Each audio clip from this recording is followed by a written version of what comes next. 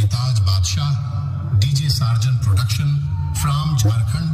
तो चलिए सुनते हैं धमाकेदार sound testing. Keep quiet and feel the trapper. Gates. Gates. Gates. Gates. Trapper test completed. Now feel the bass.